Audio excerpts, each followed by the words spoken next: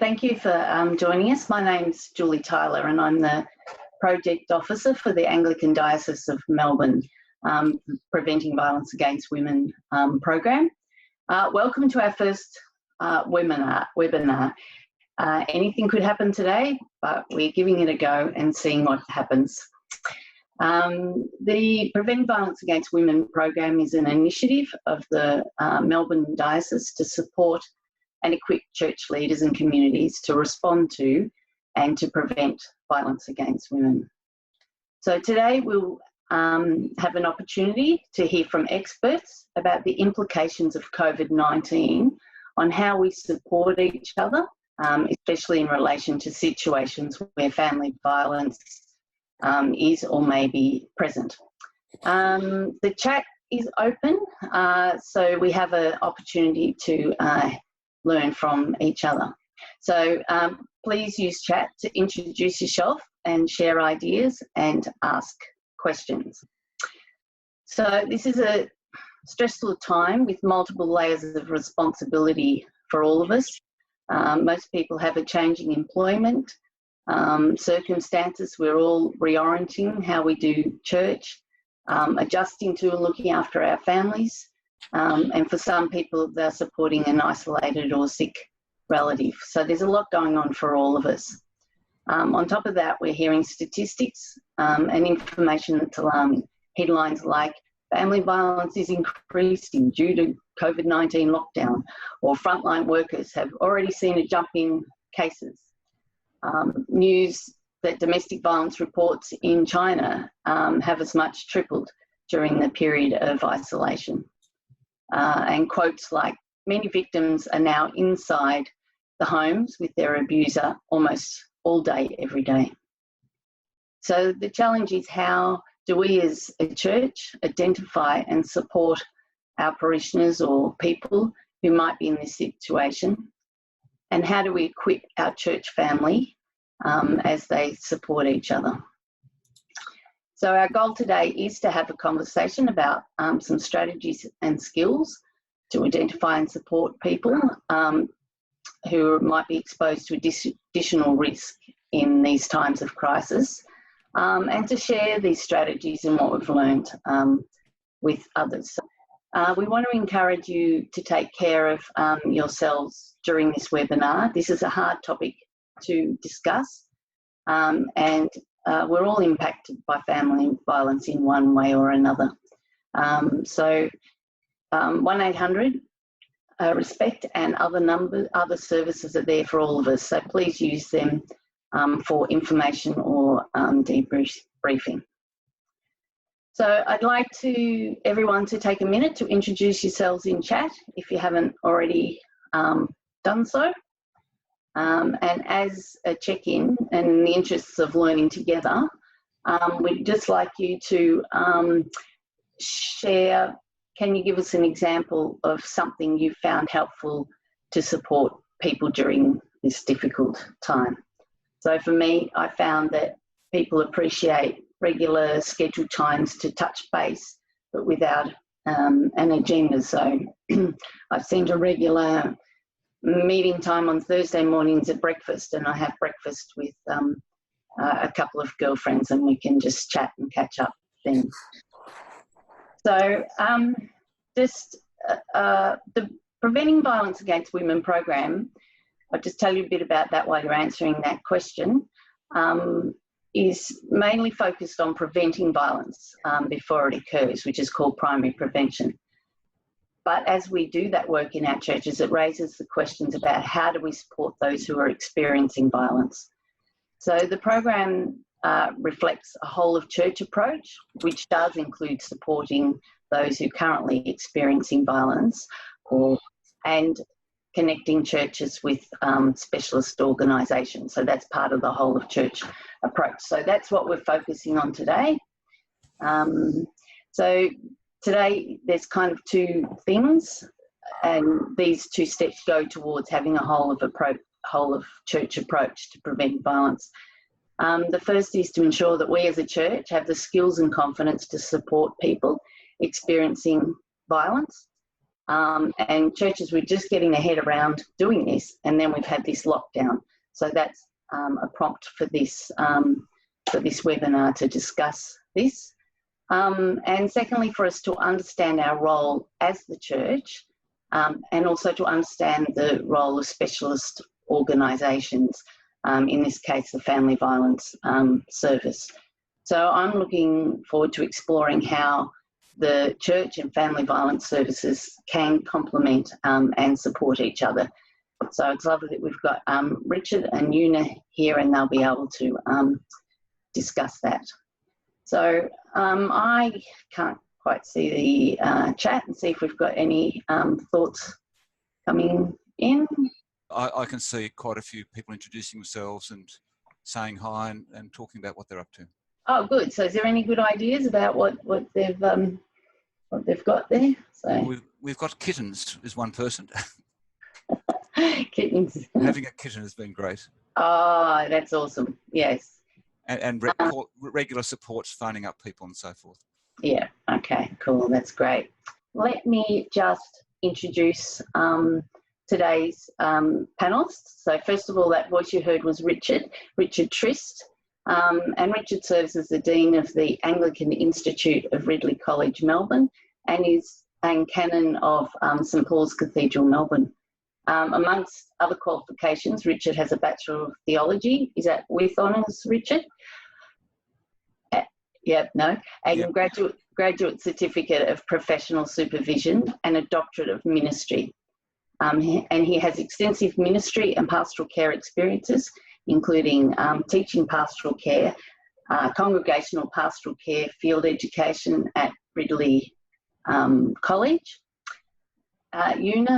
Youna Kim is the General Manager of Innovation and Development at Eastern Domestic Violence Service. And Eastern Domestic Violence Service is a specialist family violence service that covers 7 local government areas in Victoria, including Baranda, Manningham, Whitehorse, Monash, Knox, Maroondah and Yarra Ranges. And there's other specialist family violence services in other areas, and some of you might already know who those services are. As well as working predominantly with women and children, they also work in primary prevention and provide training and education. And some of that work, I believe, is national. So Youna is very experienced, so we're very excited and very privileged to have her and Richard with us today. So the plan for today is for Richard and Youna to give us an overview. Then there'll be a time of discussion between them. And as part of that discussion, we'll have some questions and answers that some of you have filled in before you registered, and you can put those questions in the chat that can hopefully be covered. And then, so that's pretty much how we'll follow. Robin will monitor and collate some of those questions for us. So Robin's the manager of the Preventing Violence Against Women project, and so she's behind the scenes today doing the technology. So thanks for that, Robin. Okay, so Richard, can we start with you? We've had a really good response to this webinar. And the reason we fast-tracked the presentation is because of the number of people who want to feel confident to provide the right or helpful support. And Richard, I guess one of the things that I think is probably core business for church is to provide support for people. So presumably we're already doing this, and hopefully we're doing it well and with confidence, but perhaps you can outline for us how pastoral care is implemented in the churches, and perhaps a bit of an overview for some of us who are not quite so familiar with the principles and practices of pastoral care and how this works. Yep, very happy to do that, Julie. If we think about the church's role as a body that gives pastoral care, I guess we think of the Bible, we go to the person of Jesus as the Good Shepherd. So pastoral care, the word pastoral, the word pastor, it comes from the idea of a person who's caring for a flock of sheep, basically. So it's got those Latin roots, a shepherd, the care that a shepherd gives to their sheep. So when you think about Jesus as the good shepherd who, in John 10, cares for the sheep, what does he do? He protects the sheep. He ensures that they are safe. That's the primary role of a shepherd. And Jesus spoke of himself as the good shepherd who does that for God's people. His concern for each of the sheep individually, he says in John 10, I call each one by name. And he talks about leading, his role as the good shepherd is to lead them to pasture. And I think the idea in the scriptures is of shalom. That is, there's a sense of a life of wholeness and harmony, peace, salvation, whatever word you use. That is the goal of Jesus, the Good Shepherd, leading his people into care. So you might define pastoral care as those activities that we do in the church which seek to maintain or restore people's wholeness. People's wholeness needs to be maintained because life sends all sorts of stuff to us, as we know. And we need to restore people's wholeness when it's broken. And so, in order to give them a sense of wholeness and shalom. So I think for us as pastors, leaders in the church today, our role is similar to of Jesus. How are we protecting the people God has put in our care at the moment? And that involves guiding, teaching, caring. How do we do individual care? So some of us got big churches, others have got small churches. How do we do this so that each individual knows they are cared for by the leaders of God's church? Being concerned, and that to me that involves connecting with people and listening to people.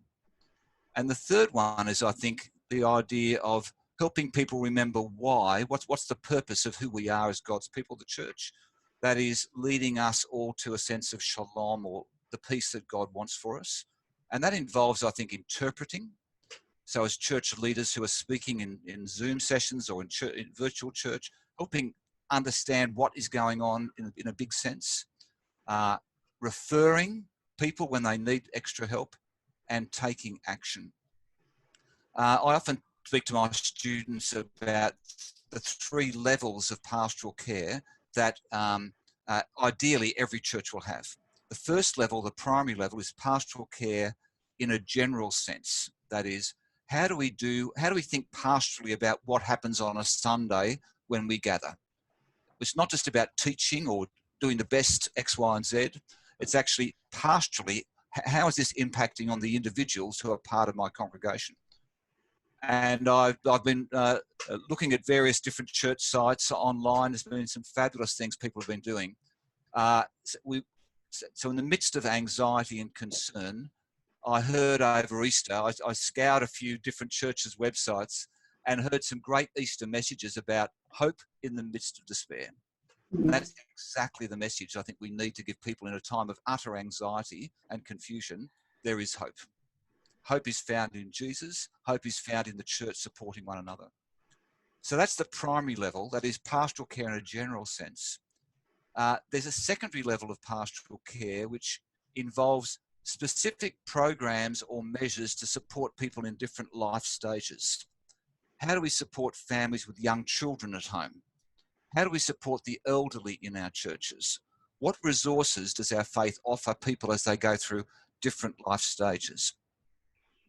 Now, of course, that secondary level looks very different now than it did a month ago when we were meeting in our churches and we ran our Sunday schools or we ran our oldies program, whatever it is. So we're having to think creatively now. How do we offer pastoral care to people in the particular life stages they're at? The mums who need to get together and talk about what it's like being a mum at this stage. So the different life stages. So there's the primary level, pastoral care in a general sense. There's the secondary level, pastoral care in particular life stages. And the third level, I think, is the one that really is impacting us in this level of our conversation today. That's pastoral care for people in a particular crisis or difficulty. And you might say that's what you might call a reactive or responsive pastoral care. We don't plan to run an online service for COVID virus every week. It'll just come upon us. So it's a crisis that's impacted the church, the world, our nation. And we have to think about what it means to, how do we care for people in the midst of a crisis? In normal life, a marriage falls apart, we have to respond quickly. An unexpected illness, a sudden death. How do I respond as a pastoral carer in the midst of a crisis? So we've got these three levels, and in the midst of this COVID virus thing, they've all compressed into one. They're not as neat as three separate levels. We could just do number one today, we'll do number two tomorrow, we'll do number three the next day. We're actually doing all three at the same time. And that, I know, is putting a lot of pressure upon all of you who are out there seeking to be involved in leading your churches as pastors and pastoral care leaders. And so I'd be saying to you, take good pastoral care of yourself as you seek to take care for others. Julie, I've talked a bit too long there, a bit of a monologue. Do you want to come back to that? No, that's great. I think that's really, that's a really good foundation and outline that you've given us there. So I've learnt a lot from that, and it does kind of, the way you've laid it out does highlight that it has all come together there.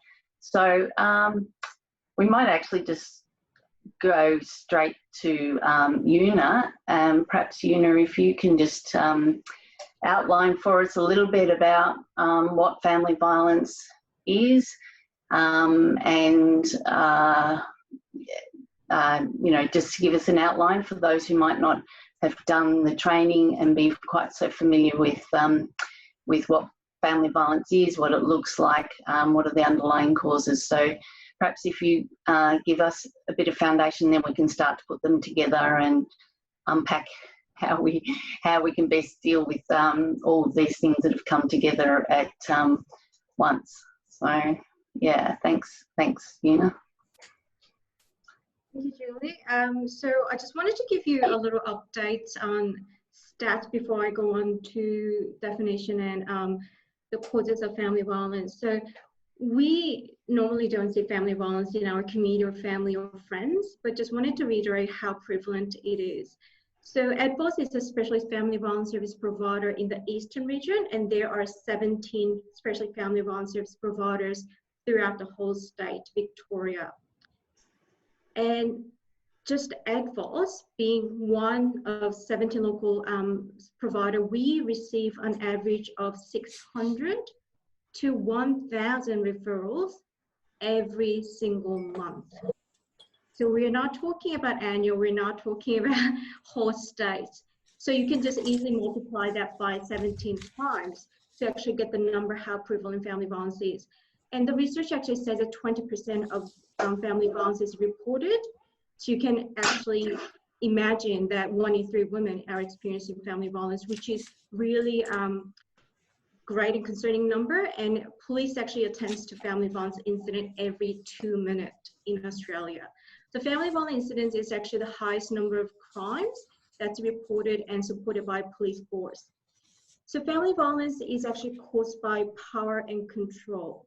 So it's when one person in a family member is trying to have a power and control over another person.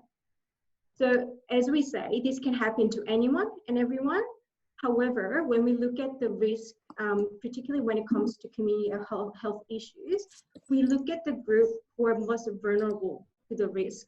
So when it comes to suicide, we talk about and focus on men because they're most vulnerable and at highest risk of experiencing or committing suicide. When it comes to family violence, we focus on women and children because they are over 95% represented in victim survivor demographics. So in terms of family violence and COVID-19 pandemic that's been going throughout last 4 to 6 weeks, we have absolutely experienced increase in our referrals. So our number of family violence incidents and reports actually doubled in last 2 weeks. And last Friday, we have had the highest number of police reports in terms of family violence ever. in our 21-year history. So you can actually see increase in family violence referrals throughout the whole world. For example, like Julie mentioned, China experienced tripled number of family violence in last 3 months. France already experienced 30% on average increase. US also had a highest number of family violence reports coming into the police. So as Julie mentioned, the pandemic and the lockdown and social distancing made it much more difficult for victim survivors to seek support. So they solely rely on phone, technology, or accessibility to support services. However, when they do not have access to these kind of communication tools, there's no way they can actually seek support. And what we are really trying to reiterate to the community is that your support as a bystander, friends and family and neighbors are really critical. So when they don't have a mechanism or communication to contact us or police, when you actively contact police, when you hear argument or screaming, your neighbors and friends, and when you check in, asking very generic questions, but keeping in mind the family violence very prevalent, such as, how are you doing? Or how are you feeling at home? Is there anything that's making you scared at home? How are you doing with your husband? How are things going? And just let the women or children just speak about their own experience and try to see if there's any subtle signs of family violence, particularly around power and control, that you might see in conversation. So I just want to reiterate that every single family violence service provider in Victoria are open and business as usual. So as you can see, I'm actually working from our office. So we have not reduced or limited any of the support that we are providing to our community. We actually have increased the number of our staff to respond to increased demand. So as long as they can contact us, or if there's any mechanism through friends and neighbors that we can connect with the victim survivors, there is always a positive and interactive way that we can support them, including involvement with police, the courts, referral services, or any other counseling services that they need. Sorry, that was a bit too big. No, that's great. You know, and I think perhaps it would be good to just talk a little bit about, so family violence isn't just physical, it isn't just an incident with the police. There's actually, like you mentioned, about power and control. So often in different demographics, and including, I think, church people, and Richard might have a comment on this, it's often not physical, because physical perhaps in the church is an unacceptable, you know, it's not a social norm. So I just wonder if you just could unpack a little bit about what it might look like in a situation where there isn't actually physical violence or a big incident or something like that. What might be going on in a family that's perhaps a bit more subtle? Yeah, so absolutely, really, really important point that family violence is not only physical. So it includes emotional abuse, verbal abuse, financial abuse, and also sexual abuse using children, using pets. Anything and everything that the victim survivors actually values and cherishes will be targeted. So if you, so for example, like the perpetrator or abuser will have tried to gain power and control over the other person. So using children, using pets, using money, or calling names, constantly putting women down, limiting or stopping her from having contact with other people, also like using her workplace, so not letting her go to workplace or not letting her study. All of these, all the tactics that will impact on her safety and well-being is actually family violence. So when it comes to family violence, we always say that any behavior that poses risk to one person's safety and well-being is family violence. So some people might think, well, he's never, you know, laid hands on me. However, if the woman or a person is feeling unsafe for their life, or that the person does not feel comfortable, safe enough to say something or deny or reject something, then that is actually posing risk to that person's safety and well-being. So in terms of COVID-19, what we're seeing, and we have seen an increase of type of abuse, is increase in controlling behavior. So such as using children not to have access with a woman, claiming that she may have COVID-19 virus, and also setting up wrong rumors to neighbors and friends so that she will not be contacted, or limiting any contact with other people claiming that she's got the virus, denying any Medicare or denying any medical treatment when she's feeling unwell, and also limiting her working from home arrangements. So stopping or cutting internet connection, not letting her sit together at the table. So anything and everything that may pose a risk to her safety and well-being, we're actually seeing a much more increase in frequency and severity. So is it likely that someone's just a normal person and because of COVID-19 they suddenly become a perpetrator of family violence? I would say no to that, because family violence is not one-off incident.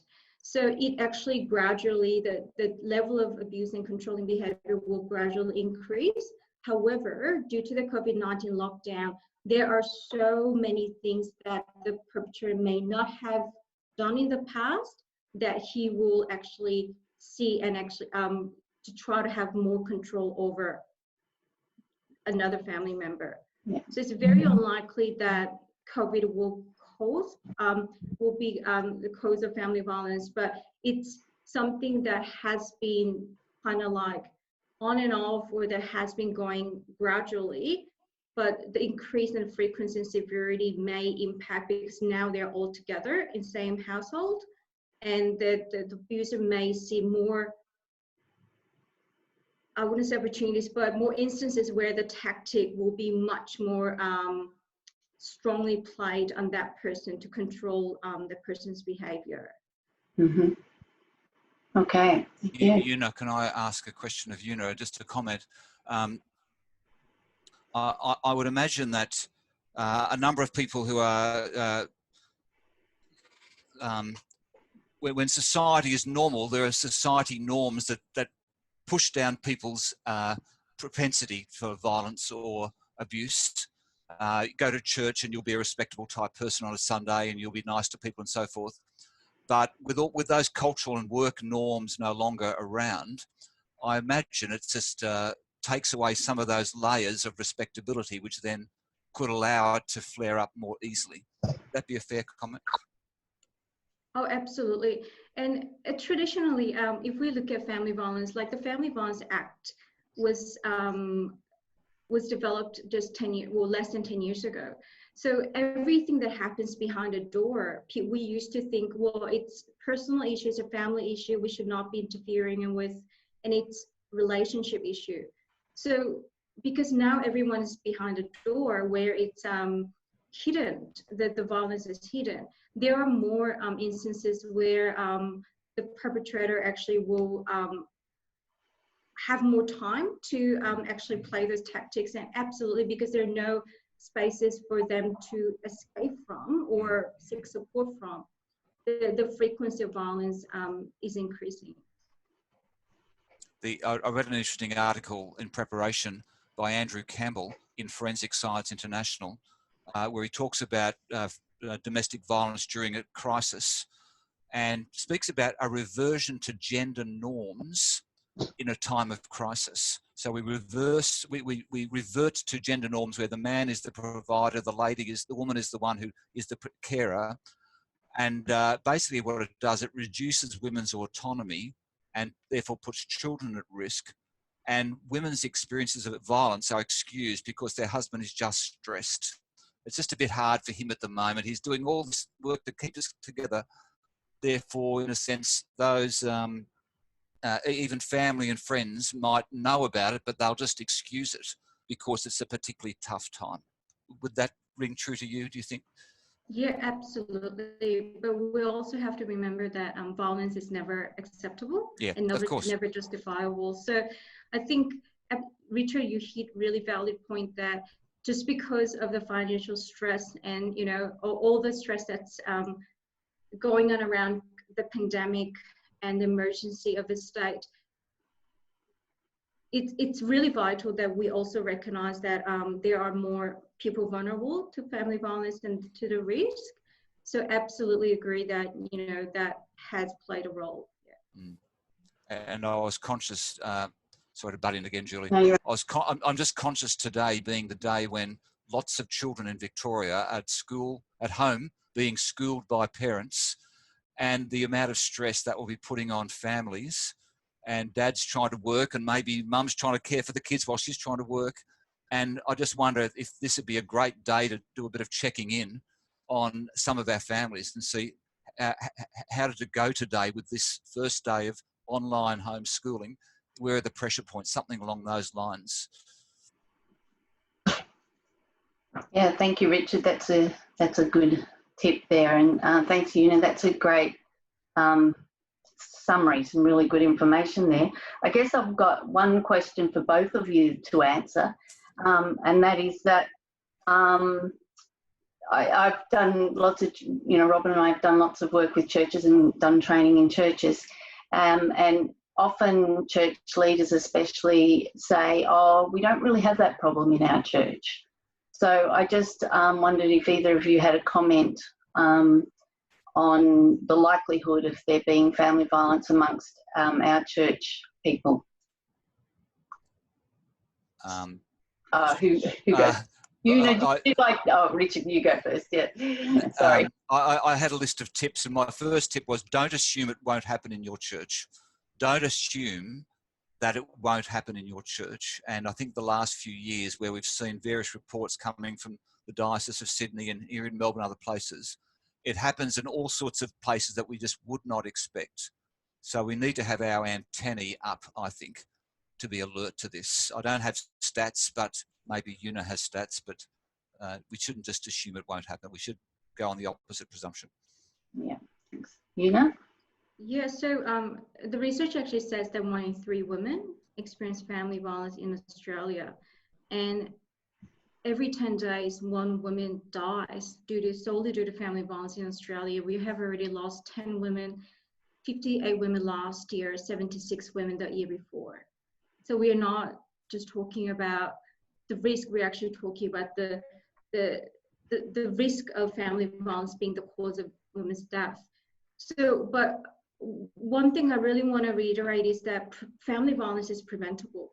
When someone changes their behavior, focus on the importance of respect, family violence can be easily prevented. So we don't have to live with this disrespectful and abusive behavior, actually experiencing the risk to their safety and well-being. So I think each of us have a role to play in responding and supporting people who may be experiencing family violence, but also a huge responsibility to really promote respect and also demonstrate that to children and really focus on equality in our society, because that will be the key to prevent all of these deaths, all of these abuse, and all of these statistics that we're hearing every single day.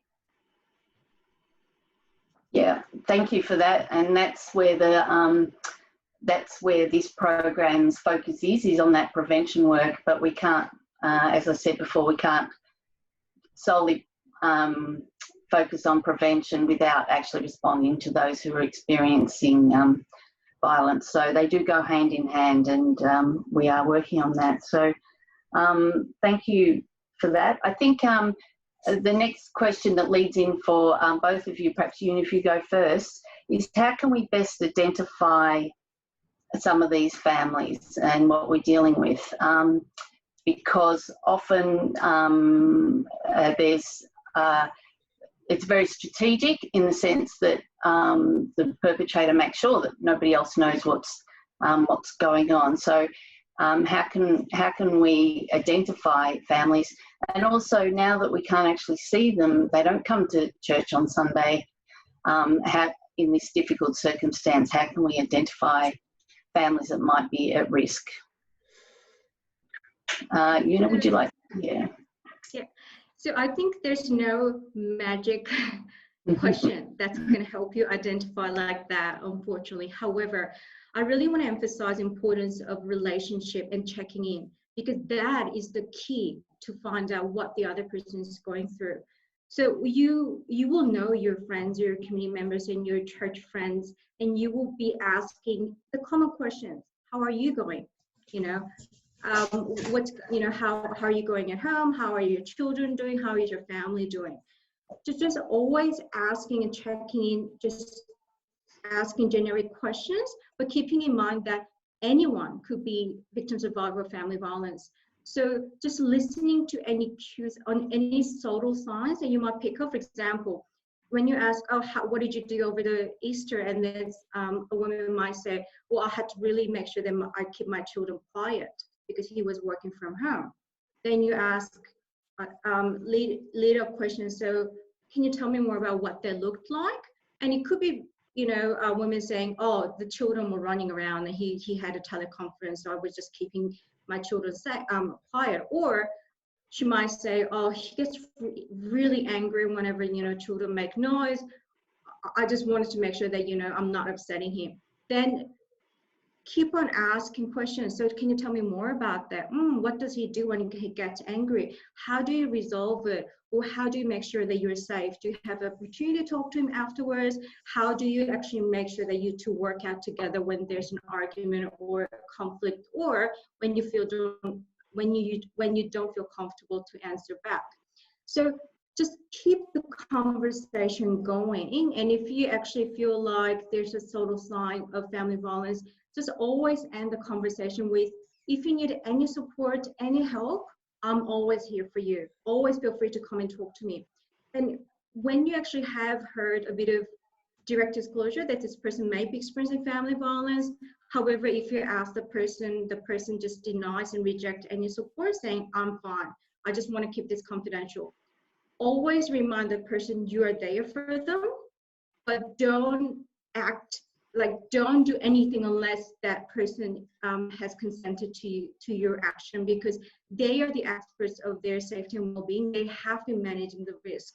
So keeping the relationship and also just letting the person know that support is out there. So having any information around family violence, or when you have a webinar or any online chat, just slipping in information as a little disclaimer on all promotion and newsletter, and also just making sure that you're there for them would be the best way to.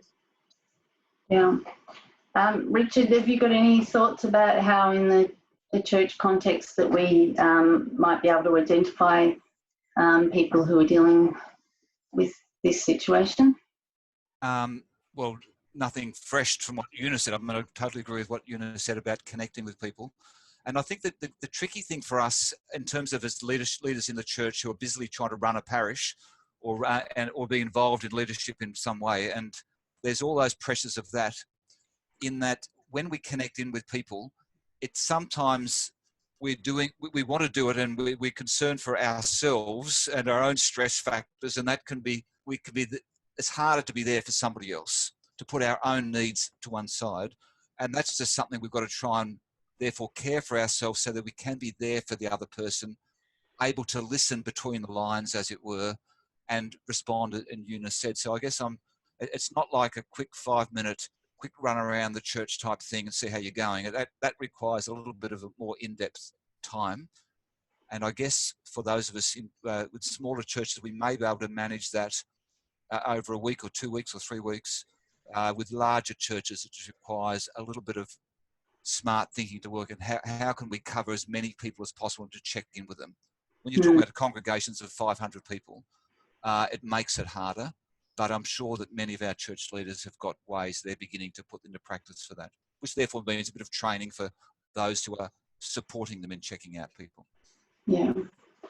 And Youna, perhaps you might have some hints, because it's there's a difference between catching up with someone on Sunday and just quietly having a chat, after the service or in a group that you might share, than actually connecting with somebody like this, because you don't know who's in the room behind or on the phone, what's going on.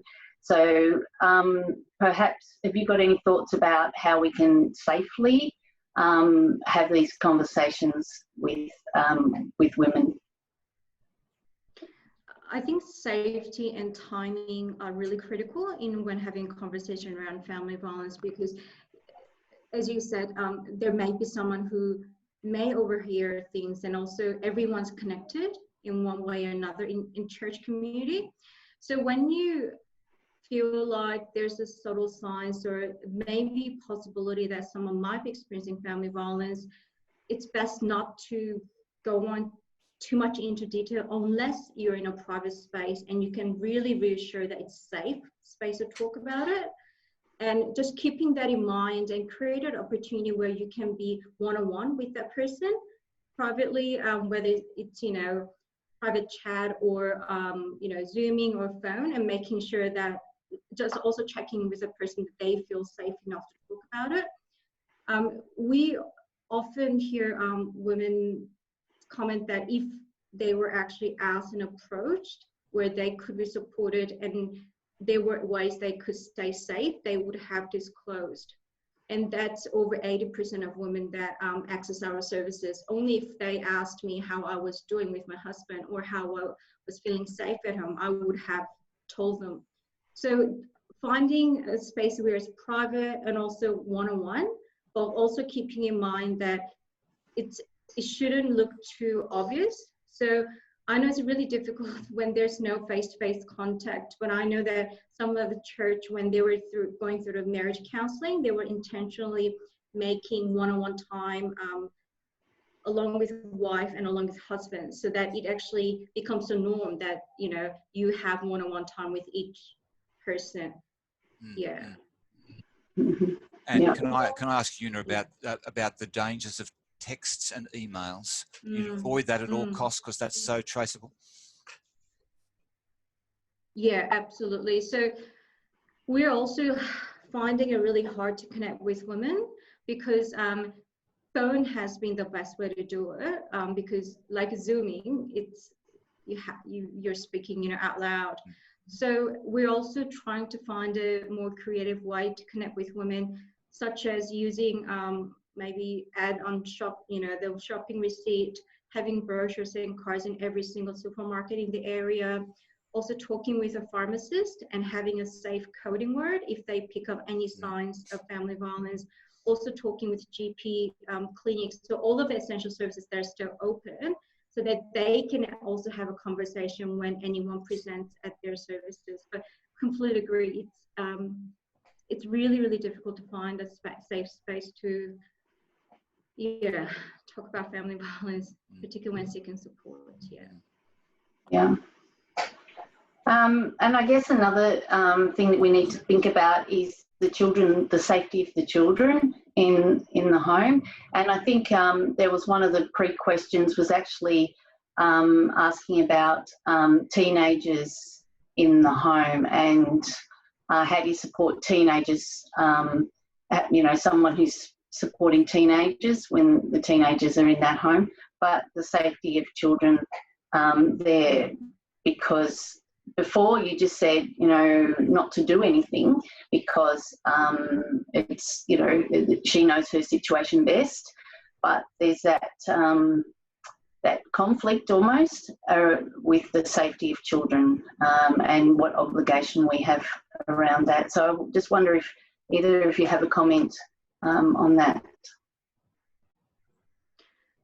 So absolutely following the mandatory reporting when it comes to child abuse, I believe that will be within your policy at church. I don't really know what kind of specific procedures or policies you have when reporting child abuse or witnessing family violence.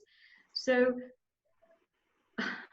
witnessing family violence is unfortunately not mandatory reporting at the moment.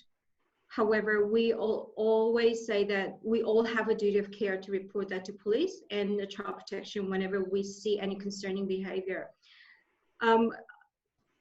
The reason I said not to contact services or do direct referrals without women's consent is because women have been taking the autonomy away from away for such a long time that also taking that decision making from her could be more dangerous. And also when women actually decide to leave or planning to leave, that is the high risk to her safety and well-being. So, and also planning to leave or contacts and services is not easy, because there are all these barriers that women have to think about, including where is she going to live with children, which schools are the children going to go, how is he going to react, you know, all the consequences and everything. So when you are really concerned about the women, I would really highly encourage you to contact police, because they actually have a family violence unit that's dedicated to reporting to specific family violence incidents. But also you can report anonymous as well, but also contacting child protection services. And we also provide secondary consult whenever you have concerns around other people that you may have seen or heard about. And 1-800-RESPECT is for everyone who has any concerns about other people, as well as for people experiencing family violence. Youna, I guess, can I just add to that to say, in a sense, what I hear you saying is, it's not so much that you have to work it all out yourself. You can actually have a suspicion. You can then phone up and say, talk it through with somebody who can help you work out what is the next step. So it's taking that pressure of us having to have an encyclopedic knowledge of what to do in every situation. We don't. We can seek the advice of others. Just while we're touching on that, perhaps, Youna, you can just quickly take us through if a woman did decide that she wants to contact a service and maybe we ring and help support her do that, what's the process that happens there, and perhaps what support is available for people who are supporting somebody else. So if faith leaders and parishioners, as far as the professional services go. Yeah. So when it comes to family violence support, risk assessment and safety planning is critical. So a lot of people think that, you know, the counseling may be the best option. However, if you don't have the practical support in terms of the housing, the legal, financial, the counseling is not going to meet those practical needs.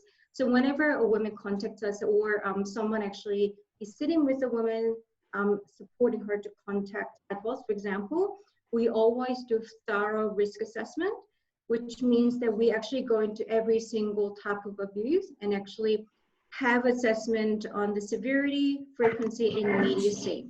And all of the case plans are led by the woman. So any needs that she prioritizes, that she feels is important to her, will be prioritized.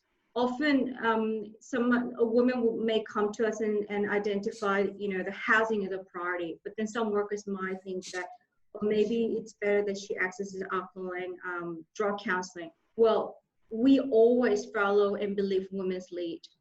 So any needs that identify the women, the legal, children, counseling, financial, housing, pet safety. So we also have a program for pets and animals.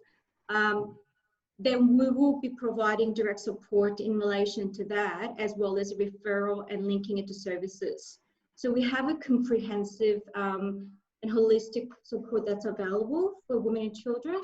And also we provide information for perpetrators to access the men's behavior change program, as well as men's case management, because we also do work with men's services as well. Okay. Thank you. Look, our time's running away, and there's lots of questions that we haven't actually covered. So maybe we will have to have some more webinars, which would be good to talk about some of the other issues there. I guess just to wind it up a little bit, perhaps if either of you have got a comment or something that you would like to like just what message you would like to leave with us before we wind this up. Perhaps a little bit about if we're going and talking with our parishioners or other people who might be supporting somebody, what might we share with them, what might be helpful to share with them. And so I think if you can both make a final comment, and I think Robin wants to make a comment as well, just before we go into the final part of our session. So, Richard, perhaps you can lead us off on that one. I guess my overall big picture is we're discussing a really key issue of crisis support. Whilst we seek to care for people in crisis, we've got to be still trying to do those other levels of support at the same time, which is really tricky as church leaders. So we need to be still trying to do proactive pastoral care as well as responsive pastoral care. So just to encourage you as best as you can to do that. I know everyone's sort of scrambling at the moment trying to work out how do I run church or lead my church in such a difficult time. But I did some reading recently in Post-Traumatic Growth, which talked about those who came through a traumatic crisis in a positive sense. They valued relationships more. They had a deeper sense of inner worth. They rediscovered purpose and meaning. And they're three things that we churches should be doing all the time anyway. Nurturing good relationships, caring for individuals and helping them understand who they are in Christ, helping people understand God's greater purposes. So as we try and do those bigger things in pastoral care in our churches, on our Sundays, in our small groups, however we do it, we're doing that proactive work. That's trying to prevent domestic violence in the future by giving people a healthy sense of who they are and helping to care for them. Then I guess, as we've been talking about, then we need to look after the individuals who are struggling, and I guess helping just through this webinar, I'd recommend even sharing this with one or two key people in our parish who could, we could send them the link, have a small group discussion and say, what have we learned about how we as a group can care for people in our church? Yeah, thanks Richard. That's really practical. Thank you. Youna? Yeah, I want to finish with a very strong message that you're not alone, and supports and hopes are out there. And this actually not only applies to victims, survivors who may be experiencing family violence, but anyone and everyone who wants to support them. Also reiterating, you're not alone. We are here and we're the family violence experts. So always feel free to rely on us. And like Richard pointed out, it's not all up to you to support this family or women, that we'll all work together. So just letting you know, I've shared some of the resources and website where you can actually type in name of suburb or postcode to find out who's especially family violence in your region. And also 1-800-RESPECT is an amazing resource that's open 24/7, free information for anyone and everyone who have any questions around family violence. So do contact us, do contact police, and do talk to people that we've got so much support and money available in family violence service providers that we are much more capable and competent to support more people in need. That's great. Thank you. Thank you so much for both of you sharing your knowledge there. Robin, did you just want to say something before I wind up? Hi, yes, love the discussion. I just wanted to come in. I saw there was a great question about child safety, and I just wanted to cover that point. So if children are involved, we do need to follow the Diocese's child safety procedures. So what we'd recommend is, if children are involved in a situation where you think it's family violence, to contact Youna, and they'll be able to give you advice on what your reporting requirements are and help to guide you to think through the risk in that situation, and to just be really open and honest with the woman about that you do have that requirement, so you will have to take that action. If you have any questions about that afterwards, do feel free to get in touch. Okay, thank you. Thank you for that, Robin. And Youna has provided some great resources. Maybe Robin's put them in chat, but we'll be sending out an email with this recording. As Richard said, you can share it with people and share the resources there. But I think we'd love if you stay in touch with us and share information, but also what else would you like to have discussions about and to cover. And some of these resources will be on our website as well. And we are very ambitious. So on our very first webinar, we're also going to try leave you with a 1-minute video from the UN, which highlights the essential contribution that women make and how women are uniquely impacted during a crisis like COVID-19.